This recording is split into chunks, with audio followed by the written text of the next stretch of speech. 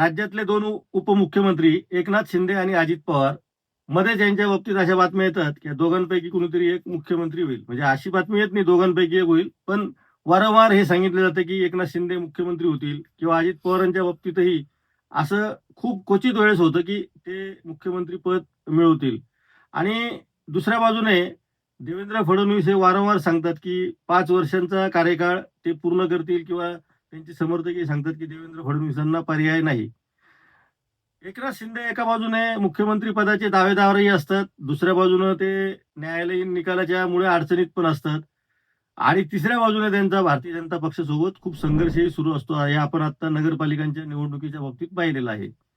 अजित पवार जे फार कमी प्रमाणात दावेदार आहे, मी असं जबाबदारीने सांगतो. त्यांच्या बाबतीमध्ये सुद्धा अनेक वाद तयार झालेले आणि ते स्वतः सुद्धा आता एका मोठ्या प्रकरणात अडकलेले आहेत. त्याच्यामुळे सध्या त्यांच्या मुख्यमंत्रीपदाची फारशी चर्चा होताना दिसत नाही. पण एकनाथ शिंदेच्या मुख्यमंत्रीपदाची जोरदार चर्चा सतत चालू असते. खरंच एकनाथ शिंदे मुख्यमंत्री होतील का? देवेंद्र फडणवीस कोणत्या कारणाने केंद्रात जातील? आणि अ, एकनाथ शिंदेच्या बाबतीत अशा बातम्या वारंवार का निर्माण केल्या जातात?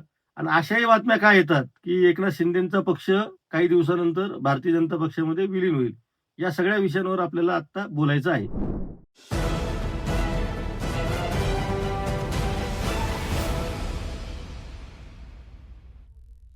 नमस्कार, मी संजय वरकड.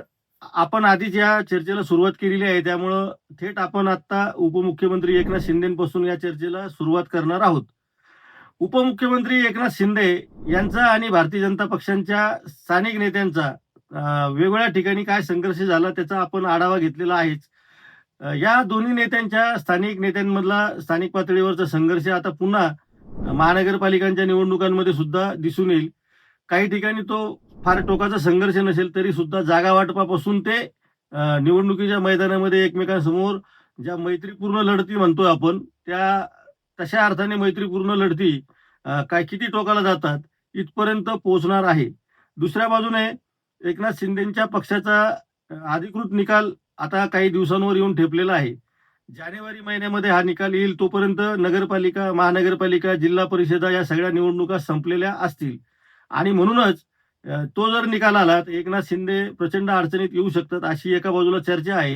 आणि दुसऱ्या बाजूला अशीही चर्चा आहे की जर देवेंद्र फडणवीस काही चांगल्या कारणाने केंद्र सरकारमध्ये गेले तर एकनाथ शिंदे परत मुख्यमंत्री होतील. आता ते मुख्यमंत्री होण्यासाठी शिवसेनेला मुख्यमंत्री पद द्यायला अमित शहा तयार आहेत का? हा एक चर्चेला मुद्दा येतो. तसं आत्ताची परिस्थिती अजिबात दिसत नाही, कारण आता एवढ्या मोठ्या संख्येने सत्तेत असलेले भारतीय जनता पक्ष सहजासहजी मुख्यमंत्रीपद सोडणार नाही आणि दुसऱ्या कोणाला तरी नेतृत्व सोपवून देवेंद्र फडणवीस केंद्रात जाऊ शकतात. ही वस्तुस्थिती आहे. अर्थात ती सुद्धा खूपच शेवटची कल्पना काय म्हणतात त्याला, तशी कल्पना आहे. त्यामुळं ही सुद्धा शक्यता फार धूसर दिसते आहे. तरी मग असा एकनाथ शिंदेच्या बाबतीत दावा वारंवार का केला जातो? एकनाथ शिंदे अधूनमधून दिल्लीला जाऊन अमित शहाची भेट घेऊन येतात. तर त्या भेटीमध्ये नेमकं काय घडतं? हे सगळे गूढ प्रश्न असतात आणि एकनाथ शिंदेची दिल्लीवारी हेच या सगळ्या चर्चेचं मूळ सूत्र आहे. त्यामुळं राज्यात आल्यानंतर एकनाथ शिंदे त्यांच्या कार्यकर्त्यांना, त्यांच्या मंत्र्यांना, त्यांच्या सगळ्या समर्थकांना काय संदेश देत असतात, त्यातून या बातम्या बाहेर येतात का, असा सुद्धा संशय आता निर्माण झालेला आहे. एकनाथ शिंदेच्या एकूणच कार्यपद्धतीचा जर विचार केला तर ते कुठल्याही पद्धतीने भारतीय जनता पक्षासोबत अ, आतल्या पडद्याआड काय तडजोड करतात माहीत नाही, पण पडद्याच्या बाहेर आल्यानंतर मात्र ते त्यांची बार्गेनिंग पॉवर, त्यांचं स्वतःचं अस्तित्व आणि आपण या सरकारमध्ये फार महत्त्वाचे घटक आहोत, हे दाखवायला कुठेही कमी पडत नाही, हे आपण सगळ्यांनी बघितलेलं आहे. त्यामुळे या पुढच्या काळामध्ये एकनाथ शिंदे फक्त महापालिकांच्या निवडणुकांच्या पुरतंच नाही, तर येणाऱ्या राजकारणावर कशा पद्धतीनं पुढे प्रभाव टाकतात आणि कशी वाटचाल करतात, हे फार राज्याच्या दृष्टीनं महत्त्वाचं ठरणार आहे. आता आपण ज्या केसचा उल्लेख केला होता, त्या केसवर एकनाथ शिंदेचं प्रचंड मोठं भवितव्य अवलंबून आहे. त्याचं कारण असं आहे, की या केसचा निकाल असं बोललं जातं, की जितका लांबवता आला तितका लांबवला गेलेला आहे आणि आता तो निकाल कोणत्याही क्षणी येऊ शकतो आणि हा निकाल आल्यानंतर एकनाथ शिंदे परत एकदा अडचणीत येऊ शकतात, अशी एका बाजूला चर्चा आहे आणि दुसऱ्या बाजूला अमित शहानी त्यांना अभय दिलेला आहे, की तुम्ही काही जरी झालं, निकाल काही जरी आला, तरी सुद्धा तुमच्या पक्षाला कुठल्याही पद्धतीची अडचण येणार नाही याची भारतीय जनता पक्ष काळजी घेईल. कारण तुम्ही आमच्या सोबत आलेला आहात. सोबत आलेल्या लोकांना आम्ही चांगलं वागू असा शब्द अमित शहानी एकनाथ शिंदेने दिला, अशी राजकीय चर्चा आहे. आता वेळ प्रसंगी ज्यावेळेस निर्णय घ्यायची वेळ येते, त्यावेळी नेमकं काय होईल हे आत्ता सांगता येत नाही. त्यामुळं एकनाथ शिंदेचा फार आता घोडा मैदान दूर राहिलेलं नाही. त्यामुळे एकनाथ शिंदे उपमुख्यमंत्री पदावरच राहतात, की मुख्यमंत्री होतात, की आणखीन काही भारतीय जनता पक्षामध्ये त्यांचा पक्ष विलीन करण्याची वेळ येते, हे आपल्याला बघावं लागणार आहे.